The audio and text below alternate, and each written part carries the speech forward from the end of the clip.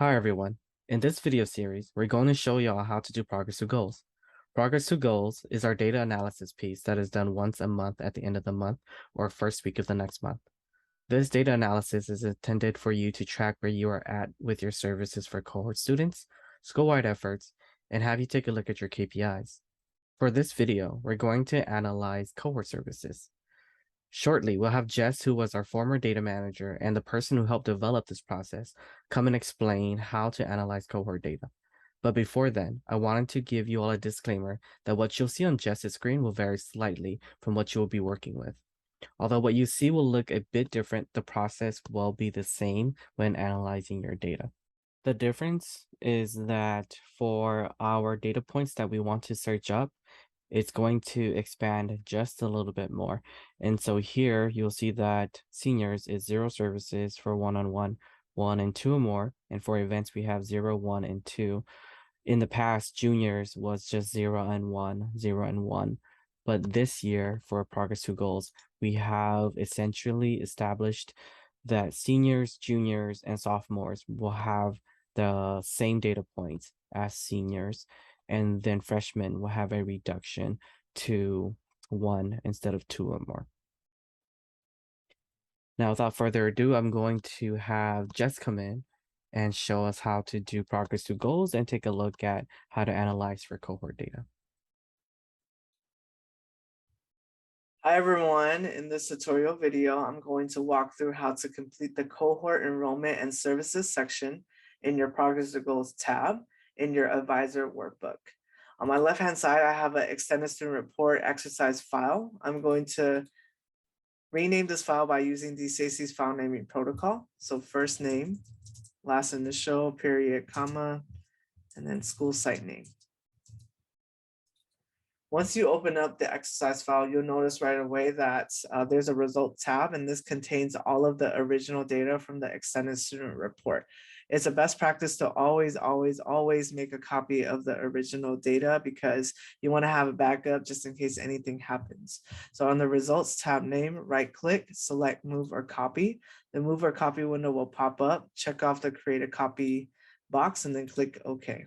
And you'll notice that the names are very similar. So we're actually going to rename the tab names. So I'm going to click on results. And one way that you can rename it is right click, rename, or you can just double click results and you'll be able to change the name from there. And we're going to change it to original. And then for the results too, we're going to change that to data analysis and indicate the date that you're completing the analysis. So 10, period 08, period 21, close parentheses, enter. So now we're going to focus on organizing this data set so it's a little bit easier to navigate and looks a little less overwhelming. So here at the top, the section header is actually on row 2. So they're the dark gray cells. Row 1 is more of a section header. So it's able to help us go from one section of the extended student report to another section. So click on cell A1. If you want to follow along in your keyboard, hit the right arrow and it'll take you from student information to interactions and interactions by topic, SAT, ACT, financial aid, and last but not least, college application totals. If you want to go back to the beginning of the data sets, there's a keyboard shortcut. For folks who are using Windows, Control Home. For Mac is Command Home. All right, so to delete the first row, you are going to highlight the entire row by clicking on the number 1 and then right click and delete. And you're going to click anywhere in your data set now. And like I said, there's so many columns in this data set, and it's easier when you're able to narrow down the fields, the main fields that you need so that you're able to do your analysis. So for our single advisor sites, I want you all to move the grade column and cohort column to after date of birth. For our multiple advisor sites, I want you all to move the grade column, cohort column, as well as the cohort group column to after date of birth. And there's three options of making sure all of that information is at the beginning of the Excel sheet, which is move, copy, and cut. So I'm going to demonstrate how to utilize all three of those functions. So first, let's go with grade, and we're going to use the move option. So grade is on column W. I'm going to first, you're going to highlight the entire column, and then you're going to hold the shift key in your keyboard. And when you hover over the border of the data set, you'll notice that it now becomes a move pointer because it's a forward direction arrow icon. Now I'm going to grab it and then drag it to after date of birth. Perfect. All right, so next I'm going to teach you how to copy, and we're going to do that with the cohort column. So I'm going to scroll over to the cohort column, which is on cell AM. So I'm going to highlight the cohort column, and the keyboard shortcut for Windows to copy is Control-C, for Macs is Command-C, or you can always right-click and copy. All right, and now I'm going to go back to the beginning of this Excel sheet. All right, so I'm actually going to click on the ethnicity column header. So the reason why is anytime you are trying to insert a row and things like that, Excel will always default to the left-hand side, right? So I'm going to click on, right-click on ethnicity, and I'm going to select Insert Copy Cells. And you'll notice right away that Excel inserted those, the copied cells to my left-hand side. And last but not least, I'm going to teach you all how to cut.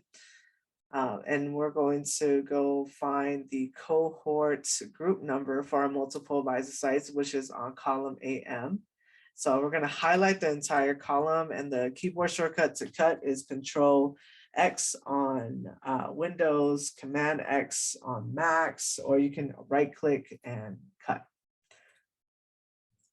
All right, so I'm going to go back to the ethnicity column header. And I'm going to right click and then insert cut cells. So the copy and the cut function is very similar. The only difference is that the copy option is making a duplicate column of the data, while cut is essentially moving it from one place to another. Now we're going to hide all of the columns that we won't be using when we're analyzing the data points for the cohort, enrollment, and services section. So I'm going to highlight the ethnicity column, and then I'm going to scroll over to number of one-on-one after January 1st, and then hold the shift key and then select the column for AR, and then right-click, hide. Next, we're going to highlight the second part of the data set that we don't need. So we're going to highlight number of college rep visits, scroll all the way over to the end where there's total 4-year acceptances. Hold the shift key and then select DP, column DP, right click, hide.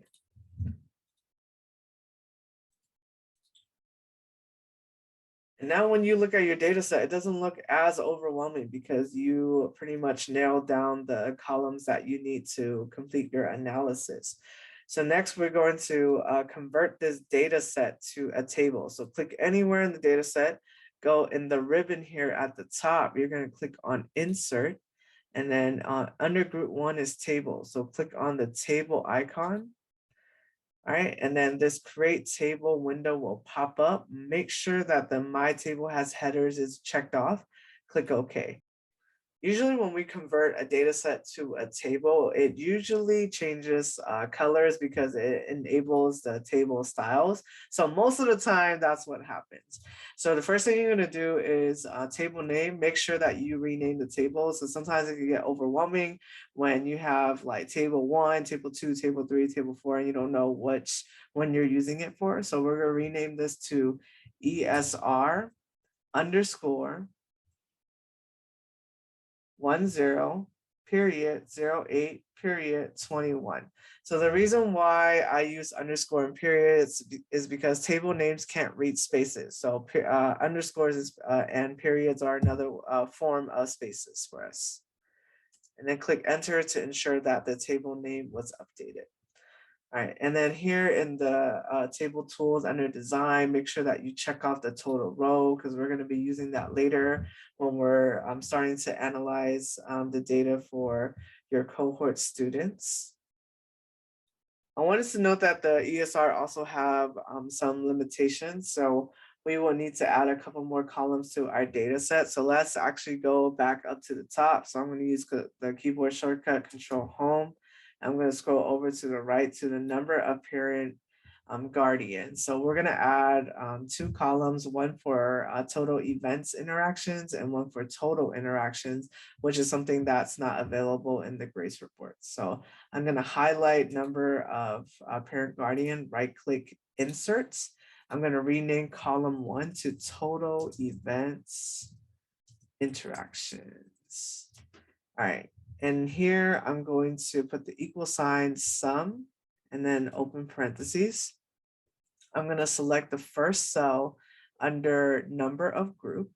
So cell AT2 plus the first cell under a number of assembly presentations or large events. So cell AU2 and then close parentheses and hit enter. So the one thing that I love about tables is that it will autofill and auto-populate the responses for you for that function, which is awesome. And then we're gonna hover over number or highlight number of parent guardian, right click insert, and then we're gonna have a column for total interactions. Total interactions is number of one-on-one, number of group, and number of assembly presentation or large events. So we're going to put equals sum, open parentheses, and then select cell AS2 right under number 101 plus AT2 plus AU2. And then close parentheses and hit enter, and then everything auto fills and populates for us. And now we are ready to start analyzing the data. So first, we're going to look at the cohort recruitment and enrollment numbers first. So we're going to scroll a little bit over to the left. All right, so on the cohort column, on column L, there's a drop-down menu, and I want you to deselect blanks and then click OK. And then this will populate all of the students who are identified as a cohort student. And then next you are going, and we're going to separate this by grade level, right? So let's start off with our seniors. So you're going to deselect, select all, and you're only going to check off grade 12, click OK. And earlier we enabled the total row. So I'm going to go down to the total row, and the total row has a drop-down menu here. I want you to select count number. So pretty much what we're asking Excel to do is, hey, I want you to count how many numbers are in this column, right? So because these are all of the students who are cohort students who is a senior as well. So in your progress to goals, under seniors, number of seniors, for this case, I'll put 35. And then you'll repeat the process for the other grades. So uncheck 12 and then select 10, 11th grade. And there's 36 11th graders. And then change it to 10th grade. There's also 36 10th graders. Last but not least, you are going to select the grade for 9th graders. And there are 51 freshmen in this cohort. Now we're going to clear out all the filters that we enabled. So there's multiple ways that you can go about it. One, you can click the drop-down menu in the column header and clear the filter from there. But sometimes you might be having a lot of filters that you have enabled, right? So there's a couple like shortcuts on how to approach that. So in the home ribbon, you can always go to sort and filter and click clear. Or you can go to data and in the sort and filter group and click clear there as well. So you have a couple options. So next we're going to look specifically at our services for our cohort seniors. So we have to enable the filters again. So for cohort, make sure you uncheck blanks, click OK. And then for grade level, we're looking specifically at seniors only. First, we're going to look at individual services. So the individual services is column AS, number of one-on-one. So we're going to look at how many students did not receive a one-on-one, the students who received only one one-on-one, and the students who received two or more one-on-ones. And in the filter, if you're looking for students who did not receive any one-on-ones, then you will uncheck select all and check off 0. But it looks like for this advisor, all of their seniors received a one-on-one. So that means we'll put 0 here. All right, so next, let's click the drop-down menu, deselect, select all. And now we're looking for students who receive one only. So we're only going to check off the 1 and then click OK. All right, and in the total row, we're going to change it to count numbers so that we can get Excel to automatically count it for us versus us trying to manually count it ourselves. So there are 3 seniors who received only one one-on-one. All right, and I'm going to click the drop-down menu in the filter. I'm going to check off select all, and I'm going to deselect 0 and 1, and then click OK, so that it shows me all the students that received 2 or more one-on-ones, and there's 32 students who received 2 or more one-on-ones. And the reason why we set up the progress to goals in this way is because we want you all to identify how many seniors you have, and also all of the numbers here should be adding up, right? So 0 plus 3 plus 32 equals 35. So, and that's a great way for you to spot check to make sure that you are doing it all correctly. Now we're going to analyze the data for the students' event interactions. So I'm going to click the drop-down menu for number one-on-one and clear that filter. So for the events interactions, we're going to look at column AV. So in the drop-down menu, first let's look at all of the seniors who did not receive an event interaction. So let's click the 0 only and then click OK. In the total row, make sure you select count numbers. So there are 5 seniors who did not receive an event interaction, and then we're going to change from 0 to 1 only. And there are 4 seniors who received only 1 event interaction. And last but not least, let's make sure that we click select all and deselect 0 and deselect 1 and click OK. And there are 26 students who received 2 or more event interactions. So 5 plus 4 is 9, 9 plus 26 is 35. So everything is adding up correctly. I want to thank Jess for showing us how to do the senior cohort data analysis piece for the progress to goals. Now that you've learned how to filter for services and events, you will repeat the same steps for juniors, sophomores, and freshmen. I want to note, though, that for freshmen, instead of 2 one-on-ones and 2 events, you will be filtering for 1 one-on-one and 1 event. If you have been following along with the practice ESR file, here are the answers you should have found for each cohort grade level. So for our seniors, you should have found 35, 0, 3, 32, and then for services, 5, 4, 26. For our juniors, there were 36. You should have found 22, 10, 4, and then 26, 6, 4. Scrolling down to sophomores, there were 36 sophomores. You should have found 30, 5, and 1, and then 23, 8, and 5. Moving to freshmen, you should have found 51 freshmen with 17, 0 one-on-ones, 34 1 or more one-on-ones, and then 5 0 events, and then 46 1 or more events.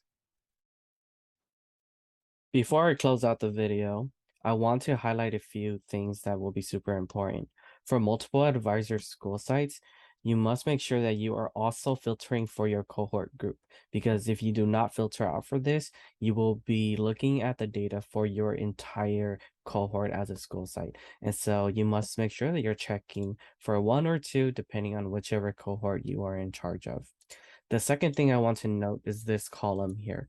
So within Jess's video, we had put down a total interactions column, but when you are doing progress to goals, you will not be utilizing this data for anything. This was a data point that we had utilized last year. This year will not be part of progress to goals, but I wanted to ensure that we kept this piece here because if you are ever interested in seeing students who have not received any type of interaction from you, you want to come ahead, go here and filter for zeros. That way you could find students who you have absolutely never talked to or did any type of interaction with. Because throughout your time working with students, you're going to have students who you may only see on a one-on-one basis. You may only see students who come for an event, but there may be students who don't come for any of them. And if you wanted to take a more holistic approach at how you're servicing students, you may want to start identifying those who don't see you at all in any shape or form, filter for those students, and then you might want to reach out to those students. Hopefully y'all found this video helpful. If you have any questions or concerns, feel free to always reach out to me for any type of support.